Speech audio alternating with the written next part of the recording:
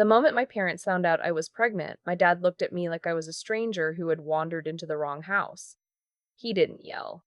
That would have almost been easier. He just stood there in the kitchen doorway, arms crossed, and said, "You need to figure out what you're doing with your life, because you're not doing it here." My mom was at the table. She didn't look up from her coffee. That was it. That was the whole conversation. I was 27 years old. I was a physical therapist working at a rehabilitation clinic 40 minutes from my parents' house in Baton Rouge. I had my own car, my own patient caseload, my own health insurance. I was not a teenager who had gotten herself into trouble. I was a grown woman who had made a decision, or rather, a grown woman who had been blindsided by what she thought was a stable relationship. And somehow that still wasn't enough to earn a single question about whether I was okay. I had been dating a man named, I'll just call him my ex, for 2 years. We'd met at a continuing education seminar.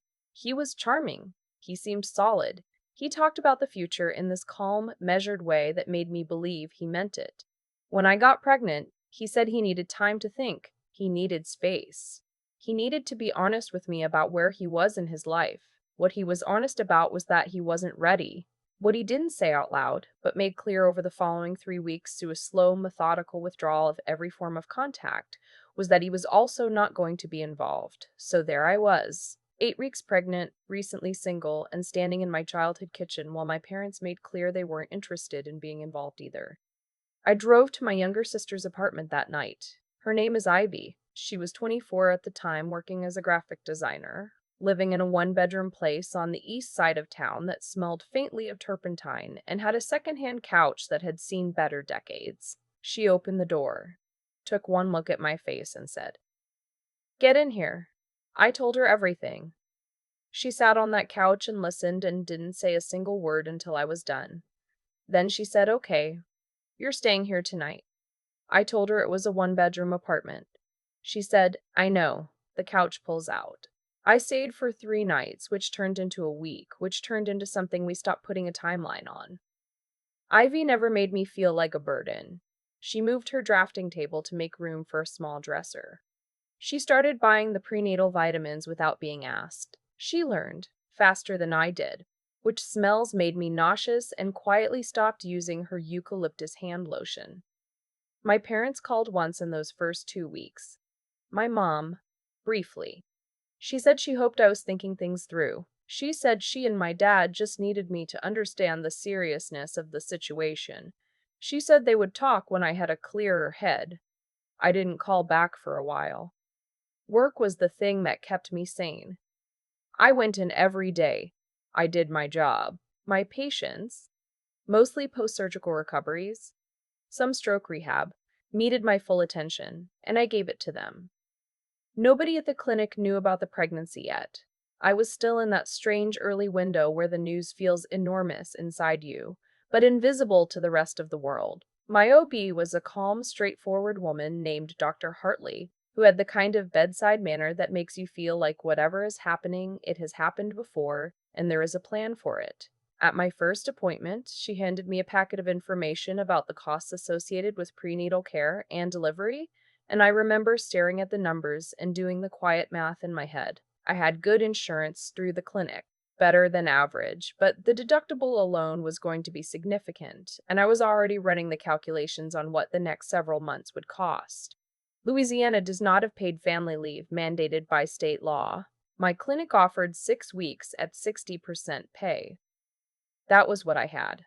I called a financial counselor at the hospital, not because I was in crisis, but because I wanted to understand the full picture before I was in crisis. She walked me through what I would likely owe after insurance, what payment plans looked like, and what programs might be available for single parents. I wrote everything down. I did not let myself panic. Panic wasn't useful, but I did lie awake some nights, just running the numbers over and over until I made myself stop. Around week 14, I told my supervisor at the clinic. She was professional and kind, and we worked out a plan together. I told my closest colleague, a woman named Deb, who hugged me and immediately started sending me articles about postpartum pelvic floor recovery that she thought I would find useful as a PT. She was right. I found them useful. I did not tell my parents. not because I was trying to punish them, mostly because I didn't have the emotional bandwidth to manage their reaction on top of everything else. I was using every resource I had to hold my own life together. I didn't have reserves to spend on managing theirs. Ivy came to two of my prenatal appointments. She held my hand during the anatomy scan when we found out I was having a girl. She cried before I did. I had to hand her the tissue box. We named her. Well, I named her. But Ivy was there when I decided. We were sitting on her couch watching a show neither of us was really paying attention to, and I said the name out loud. Hazel and Ivy looked up and said, "That's her name." Like it had already been decided and I had just remembered it. Hazel. Yes. My ex did not resurface during the pregnancy. I had reached out once, early on, to inform him of my decision to continue the pregnancy and to let him know he could be involved or not, but that I would not be contacting him again after that message. He responded with a brief acknowledgement and then nothing else. 3 months after Hazel was born, I contacted a family law attorney. Her name was Miss Birch. She had an office in a building downtown that smelled like old carpet and ambition, and she listened to me lay out the whole situation with the focused attention of someone who has heard many versions of this story and never stopped taking it seriously. She told me that under Louisiana law, the father had a legal obligation to support the child regardless of the status of the relationship. She told me what the process of establishing paternity and pursuing child support would look like. She told me realistically what I could expect and what it would cost to pursue and what the timeline typically was. I told her to move forward. It took 11 months. It was not a clean process. There were delays and paperwork and periods of waiting where nothing seemed to be happening, and I had to trust that something was. Ms. Birch kept me informed at every step. She was worth every dollar. The outcome was a child support order of $1,450 per month, retroactive from the date of Hazel's birth. The back pay came out to just over $52,000 by the time the order was finalized and enforced. I remember sitting in Ms. Birch's office when she told me the number. I remember thanking her and walking out to my car and sitting in the parking garage for a few minutes just breathing, not celebrating exactly. It wasn't triumph. It was more like a door closing on something. Like I could stop watching over my shoulder for that particular threat. By this point, Hazel was almost a year old. Ivy and I had moved. We'd found a 2-bedroom apartment in a neighborhood I actually liked, with a proper second bedroom that became Hazel's room, with a secondhand crib and a mobile that Ivy had made herself out of geometric paper shapes that cast little shadows on the ceiling at night. Ivy had a real workspace now. A second bedroom would have been her studio, in another version of things. She set up a corner of the living room instead and never once mentioned it. I knew what she had given up. I don't think she would describe it as giving up anything, but I saw it. I kept a running count in the back of my mind of every accommodation she had made, every convenience she had set aside, every evening she had stayed in when she might have gone out. Every weekend morning she had taken Hazel so I could sleep for 2 more hours. She would tell me I was keeping score unnecessarily. Maybe she was right. But I wanted to be someone who noticed. My parents reached out when Hazel was about 8 months old. My mom called. She said she and my dad had been thinking. She said they knew things had been difficult between us. She said they wanted to meet the baby. I asked her what had changed. She was quiet for a moment. Then she said, "Nothing changed. We just miss you." I thought about that for a week before I responded. I wasn't angry in the explosive way I might have been a year earlier. Something in me had gone quieter than that. I had spent the last year and a half building something, a life, a home, a routine, a relationship with my daughter that felt solid and real, and I had done it without them. It hadn't destroyed me. Knowing that changed something, I agreed to meet for lunch. We met at a restaurant near my parents' house a Sunday afternoon. I brought Hazel. My parents were already seated when I arrived. My dad stood up when he saw me. He looked older than I remembered. My mom had her hands folded on the table, and she was smiling in a careful, tentative way that I had never quite seen on her face before. Hazel was in my arms. She looked at them with the unfiltered curiosity that babies have, like she was assessing whether these new faces were trustworthy. My mom reached out toward her and said softly, "Hi, sweetheart," and my dad just stopped. He looked at Hazel, and something moved across his face that I didn't quite have a word for. He sat back down slowly. My mom said, "She has your eyes." She was looking at Hazel, but her voice was strange. Tight, my dad said, "She has," and then didn't finish the sentence. He was looking at my daughter the way you look at something that is making you recalculate something you thought was settled. I waited. My mom said, quietly, "She looks exactly like your grandmother." My dad's mother, quietly, "She looks exactly like your grandmother." A woman who had died when I was 12. A woman whose photos I had grown up with on the wall of my parents' hallway. A woman I had loved and never stopped missing. My grandmother had been adopted. It was something the family had always known, but never discussed with any weight because it hadn't seemed relevant. She had been adopted as an infant, raised by her adoptive family, and her biological origins had never been investigated or asked about. What nobody had known. What my parents had apparently only recently learned through a DNA test my dad had taken out of curiosity was that my grandmother's biological family had a documented history of a rare genetic condition, a condition that can be inherited, a condition whose presence sometimes does not show up clearly until the second generation, a condition that Hazel's pediatrician had flagged at her 6-month visit, gently, as something to monitor, something I had already been following up on. Something that was manageable, that was not a crisis, but that had a name now. When my parents sat across from me at that lunch table and saw Hazel's face and then saw what they recognized in it, the specific shape of her eyes, the particular coloring, something in the set of her expression that echoed someone they had loved for decades. And when my dad said, "She looks like her," and I said, "Yes, she does, and there's something I need to tell you about what that might mean." That was the moment. That was when my mom's face changed. My dad set down his water glass. I told them what I knew, what the pediatrician had said, what the follow-up appointments had shown, what the specialist had told me. I told them about the genetic history that had come up through my dad's DNA test, the history they hadn't known to share because they hadn't known it mattered. My mom had her hand over her mouth. My dad said, "Why didn't you? How did you?" and then stopped. Because he knew the answer. He knew why I hadn't called them when Hazel's pediatrician first raised the concern. He knew why I had been navigating this alone. He said, "I didn't know." I said, "I know you didn't." He said, "Is she okay?" I said, "She's going to be fine. She's being monitored. We caught it early." My mom was crying. Not loudly, just quietly, steadily, the way water finds its way through something. My dad reached across the table and put his hand over mine. He didn't say anything for a long moment. Then he said, "I'm sorry. I'm sorry we weren't there." I didn't say it was okay, because it wasn't entirely. Some things don't resolve into okay, but I looked at my father's face, which was the face of someone who was genuinely reckoning with what he had done and what it had cost, and I said, "I know." Hazel, at that moment, reached across from my lap and grabbed my dad's finger. He looked down at her hand. He closed his own hand around hers, very gently.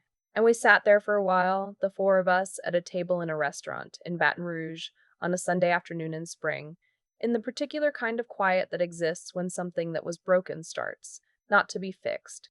Exactly, but to be held.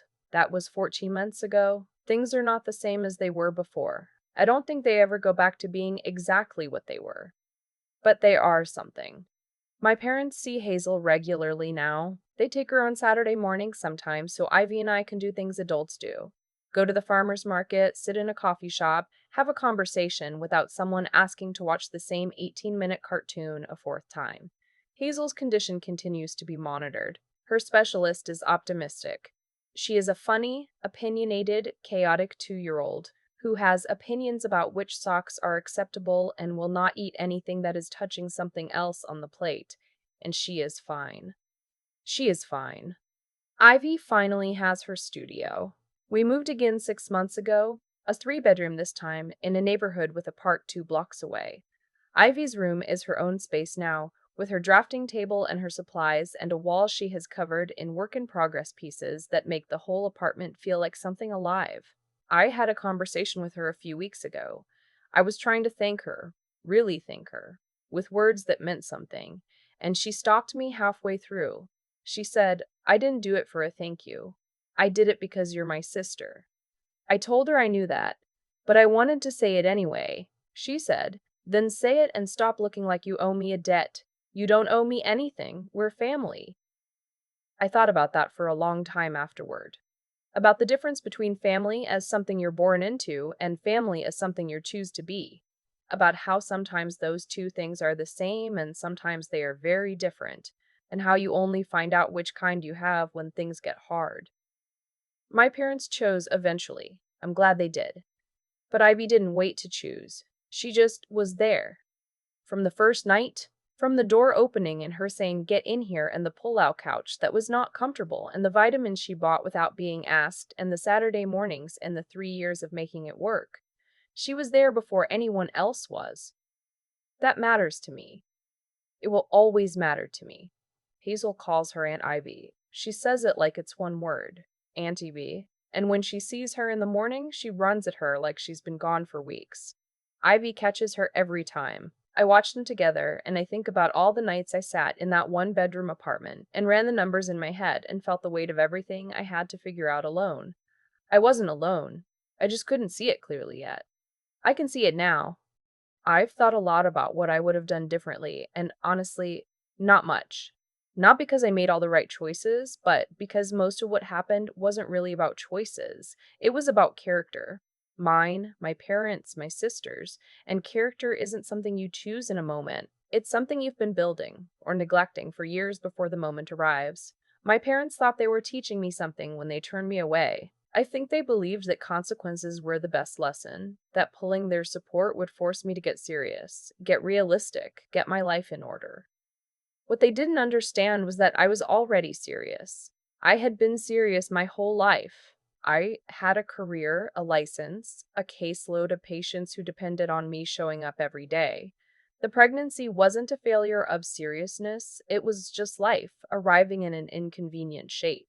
What their decision actually taught me was this: I could survive without them. Not easily, not without cost, but I could do it. And once you know that about yourself, you don't unlearn it. That knowledge sits in your chest permanently. It changes how you move through the world. Ivy didn't save me because she was a better person than my parents. She saved me because she acted on what she felt instead of letting fear or judgment get between her and the person she loved. That's not a small thing. Most people don't do that. Most people let the gap between what they feel and what they do grow wider over time, and they call it maturity or they call it wisdom, and it isn't either of those things. It's just distance. Ivy refused to be distant. That's the whole story, really. There's something I keep coming back to about Hazel's condition and the way it came to light. My parents held information, genetic history, family medical background that was relevant to my child's health. They didn't know it was relevant. Nobody had connected those dots before. But when they finally sat across from me at that lunch table and saw my daughter's face and heard what I had to tell them, I watched my father understand in real time that his silence, not malicious silence, just absence, just the silence of people who had stepped back and told themselves it wasn't their place anymore, had consequences. Real ones. Medical ones. Ones that had affected my daughter before she was old enough to know what a consequence was. That's the thing about stepping away from people. You don't just step away from the hard parts. You step away from the information, the history, the context that is sometimes the difference between catching something early and missing it entirely. You step away from the whole person, and you can't always predict what that costs. I'm not telling this story because I want anyone to feel sorry for me. I told it because I got through it, and Hazel is fine, and Ivy has her studio, and my parents are trying in the particular halting way that people try when they know they have ground to make up and aren't sure how. That's real. That's enough for now. What I want anyone to take from this is something simple. When someone you love is in trouble, the question isn't whether their situation is convenient or whether they made the choices you would have made. The question is whether you are going to be there. That's it. That's the whole question. Ivy answered it immediately, without deliberation, on a night when I showed up at her door, looking like everything had fallen apart. She was right to. And I will spend the rest of my life trying to deserve it.